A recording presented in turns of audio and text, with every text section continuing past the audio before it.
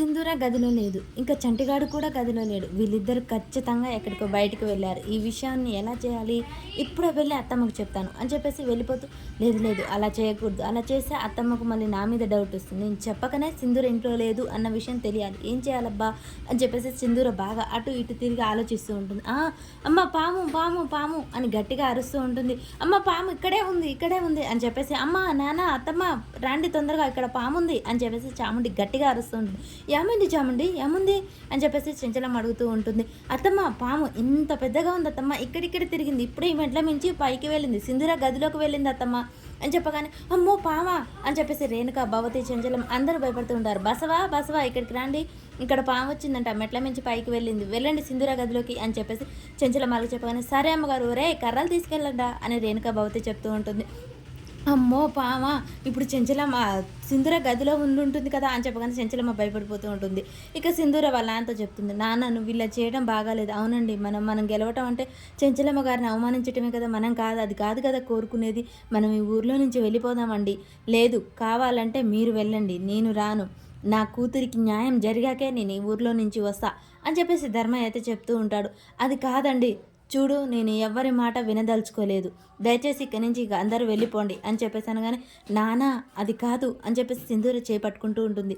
వదలండి అమ్మాయి గారు అని చెప్పగానే ఒక్కసారిగా, ఏంటి నాన్న ఇలా మారిపోయావు అని చెప్పేసి, నీకు దండం పెడతా నాన్న, ఇది మన పరువు ప్రతిష్టలకు సంబంధించింది, నువ్వు కూర్చొని నిదానంగా మాట్లాడుకుందాం నాన్న, ఇలా చెయ్యకండి అని చెప్పేసి సింధూర దండం పెడుతూ ఉంటుంది.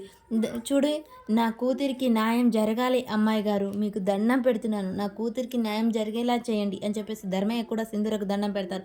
ఇక సింధూర ఏం చేయాలో అర్థం కాక అలా షాక్ అయి చూస్తూనే ఉంటుంది. చంటి ఇంకా అందరూ షాక్ అయి చూసి అక్కడి నుంచి వెళ్ళిపోతూ ఉంటారు.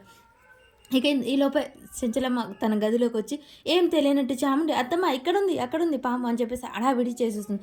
అత్తమ్మ ఒకవేళ ఇక్కడి నుంచి వెళ్ళిపోయిందేమో కిటికీలో నుంచి అని చెప్పగానే, అరే బసవా వెళ్ళి కింద వెతకండి, ఇక్కడ ఎక్కర్లేదు అమ్మగారు, కిందకి వెళ్ళిందేమో వెతకండి.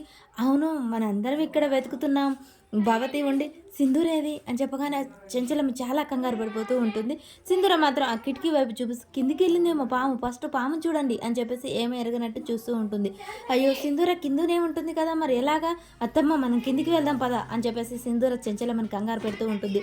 చెంచలమ్మ కూడా తన కోడలకు ఏమవుతుందో అని చెప్పేసి ఆత్రంగా, పదండి పదండి కిందికి, ఇదేంటి ఇక్కడ లేకుండా సింధూర ఎక్కడికి వెళ్ళింది, భలే ఇడ్డూరంగా ఉందే విచిత్రంగా ఉందే అని భవతి అంటూ ఉంటుంది. అలా అందరు కలిసి అయితే కిందికి వెళ్తుంటారు. పాము ఎటు వెళ్ళిందా అని భవతి రేణుక అటు ఇటు చూస్తూ ఉంటారు. ఇక చాముండి మాత్రం, సింధూరా సింధూరా ఇక్కడికి పాము వచ్చింది, తొందరగా రా సింధూరా ఎక్కడున్నా సింధూరా అని చెప్పేసి పెద్ద పెద్దగా అరుస్తూ ఉంటుంది. చెంచలమ్మ కూడా కంగారుగా తన కోడలికి ఎక్కడ పాము కరుస్తుందో అని చెప్పేసి చూస్తూ ఉంటుంది. చాముండి మాత్రం సింధూరా సింధూరా అని గట్టిగా అరుస్తూ ఉంటుంది. ఈలోపే అక్కడ సింధూర ఏంటి చాముండి అని చెప్పేసి అనగానే ఒక్కసారిగా సింధూర గొంతు వినగానే చాముండి షాక్ అయి చూస్తూ ఉంటుంది. సింధూర మాత్రం ఏం జరిగింది చాముండి ఏం జరిగింది అని చెప్పేసి అడుగుతూ ఉంటుంది. చెంచలమ్మ అలా మౌనంగా ఉంటుంది. ఏంటి ఏం జరిగేది, ఇంత పెద్ద విషయం జరిగితే పాము వచ్చింది తెలుసా నీకు అని చెప్పేసి రేణుక బాగుతాడుతుంది. ఆయన ఇంత అర్ధరాత్రి వేళ నువ్వు ఇక్కడ ఎక్కడికి వెళ్ళావు, ఏం లేదు పిన్ని, బయట లోపల ఉడకగా ఉంటే చల్లగాలి కోసం కొంచెం బయటికి వచ్చాను పిన్ని, బయటికి వచ్చావా బయటికి అని చెప్పేసి అంటూ ఉంటుంది. చాముండి మాత్రం షాకింగ్గా చూస్తూ ఉంటుంది అలాగే.